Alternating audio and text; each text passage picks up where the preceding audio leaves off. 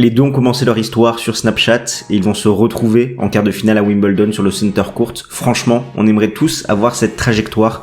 Je parle bien évidemment de Carlos Alcaraz et Holger Rune, duel de pépites en approche. Et personnellement, je donne l'avantage à l'Espagnol et dans cette vidéo, je vais t'expliquer pourquoi. Jingle.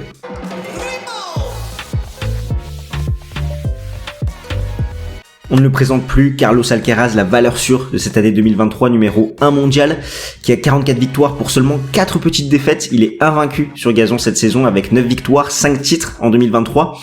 Et comme on le sait maintenant, l'Espagnol, il apprend très vite de ses erreurs. C'est vrai que c'est seulement sa 3e participation à Wimbledon, qu'il a 2 défaites contre Medvedev en 2021 et contre Yannick Sinner en 2022.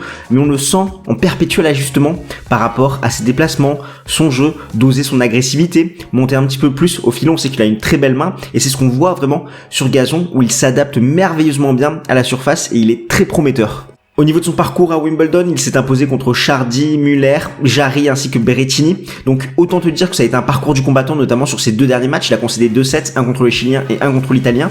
Il a passé en tout 11h21 sur les cours et on a senti vraiment une évolution par rapport au jeu de l'Espagnol sur cette quinzaine. Il a commencé pas forcément dans de très grandes dispositions contre le retraité Jérémy Chardy, notamment le 3e set, qui est assez accroché. Les 2 premiers sets, bon, c'est compliqué d'avoir des références, tant le Français n'avait pas joué depuis longtemps et il peinait à trouver son lancer. Contre Alexandre Müller, même s'il passe en 3 sets sans se faire breaker, finalement, il laissait pas une très bonne copie, 41 fautes directes, beaucoup de déchets. Côté coup droit, on le sentait se précipiter un petit peu trop.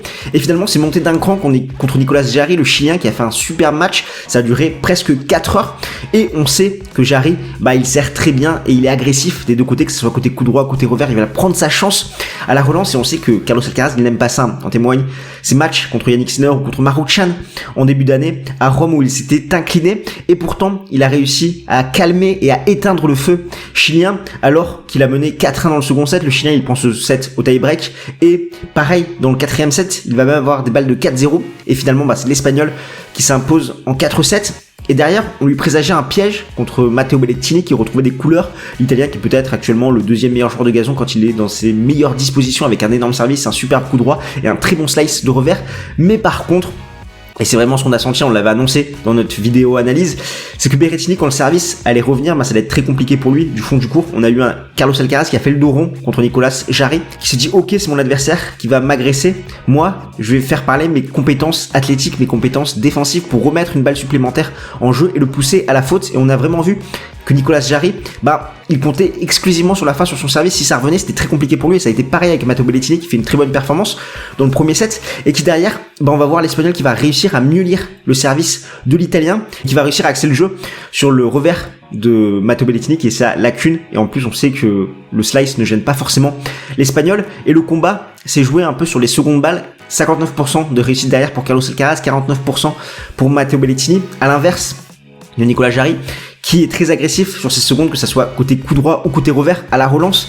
Là, Matteo Berrettini, avec cette lacune côté revers, si l'Espagnol servait sur son revers, il allait souvent à la faute et c'est exactement ce qu'on a vu et petit à petit, l'Espagnol a pris le meilleur sur l'Italien. Par rapport à ses statistiques depuis le début de la quinzaine, 31 aces, 63% de première balle, 79% de réussite derrière et 58% sur seconde balle. De l'autre côté du filet, on retrouve Holger Rune qui lui aussi apprend très vite, ce sera son 3e quart de finale en majeur après les 2 perdus à Roland Garros en 2022 et en 2023. Cette saison, il n'a fait que des 2e semaines en Grand Chelem, donc c'est très très propre par rapport au joueur qui a remporté le Rolex Paris Masters l'année dernière en finale contre Novak Djokovic, qui a su confirmer sur ses bonnes sensations par rapport à son année 2023, donc c'est 37 victoires, 12 défaites avec un titre à Munich et des finales perdues à Monaco ainsi qu'à Rome.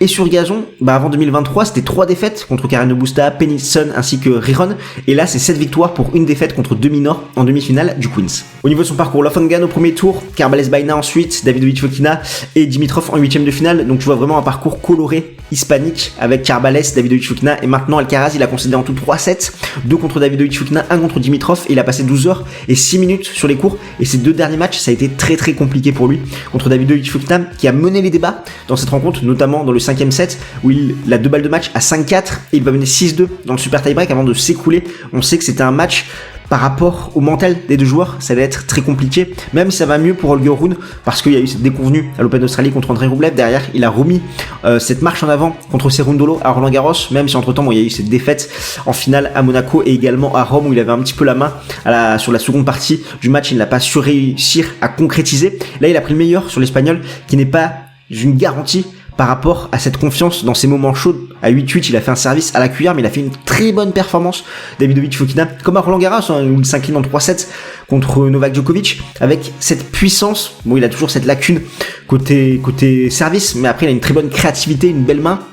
Et Holger Rune qui a su faire le dos rond, qui a su faire parler aussi son jeu du fond. On sait que c'est un joueur très puissant, très créatif, qui sert très très bien. Et il a su faire la différence, encore une fois, mentalement. Ça a pesé dans cette rencontre. En huitième de finale contre Grigor Dimitrov, peut-être que l'avantage était côté bulgare, d'autant plus qu'il va mener 6-3, 4-2 avant de se faire renverser. Et là, le schéma tactique était clair. Du Danois axait le jeu avec ses frappes très puissantes sur le revers de Dimitrov, l'isoler dans ce compartiment du jeu-là, parce que Dimitrov, il avait toutes les peines du monde à attaquer longue ligne. Il allait 99% du temps aller à la faute, et même en recroisant, c'était pas garanti parce qu'il est un peu plus friable sur son compartiment revers, et du coup en plus, ça laissait tout le cours ouvert pour Holger Rune qui attaquait lui après longue ligne. Donc il a vraiment fait mal avec ce schéma de jeu qui a payé contre Grigor Dimitrov. Par rapport à ses stats depuis le début de la quinzaine, 45 aces, 63% de première balle, 79% de réussite derrière, 55% sur seconde balle. Mais par contre, 27 doubles fautes, et ça il faudra vraiment le surveiller. Au niveau des face-à-face, il y a un partout balle au centre, mais aucun de leurs affrontements ne s'est jamais terminé. À chaque fois, il y a eu un abandon.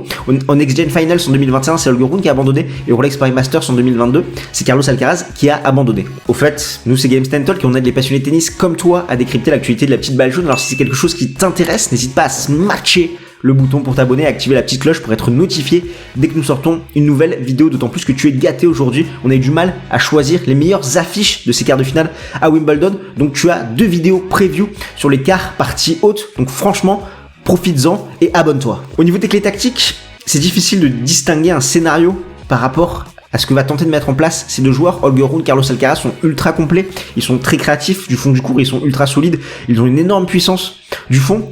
On a un Holger Rune qui est peut-être un petit peu moins fiable côté coup droit que Carlos Alcaraz, qui peut aller un petit peu plus à la faute. On sait que Carlos Alcaraz, c'est monumental ce qu'il arrive à faire avec son côté coup droit. Niveau du revers, Holger Rune qui a un revers vraiment compact, va peut-être avoir un petit peu moins de déchets, va réussir à attaquer un petit peu plus longue ligne. Au niveau du service, c'est vrai que Holger Rune, quand il passe ses premières, franchement, c'est très très costaud. Par contre, là où il a du mal, c'est sécuriser ses secondes balles, là où Carlos Alcaraz aura l'avantage. Alors là, j'ai envie de dire que la différence sur ce match va se faire sur la dynamique du service et du retour, et surtout le joueur qui arrivera vraiment à mettre en place son service plus sain, faire le point en 2-3 coups de raquette derrière son service. Qu'est-ce qu'ils vont proposer à Holger Rune? Peut-être qu'il va essayer de se jeter sur ses retours des deux côtés. Il peut le faire, contrairement à Berrettini qui ne le faisait pas côté revers, pour essayer de trouver des retours longs, profonds dans les jambes de Carlos Alcaraz, pour l'empêcher un petit peu de mettre en place son service plus sain avec son côté coup droit et de lui priver un petit peu de temps, de terrain, et derrière Holger Rune, pourquoi pas suivre au filet. Et Carlos Alcaraz qui va essayer de faire de même sur les services de son adversaire, notamment les secondes balles où il est beaucoup plus friable. Il peut aller à la double faute, essayer de lui mettre un petit peu la pression, de retourner fort, de le pousser vraiment à faire du déchet au niveau du Danois. Après, il y aura beaucoup de créativité. Ils ont tous les deux une belle main, des amortis, monter au filet pour terminer le point. On sait que de quoi sont capables les deux joueurs.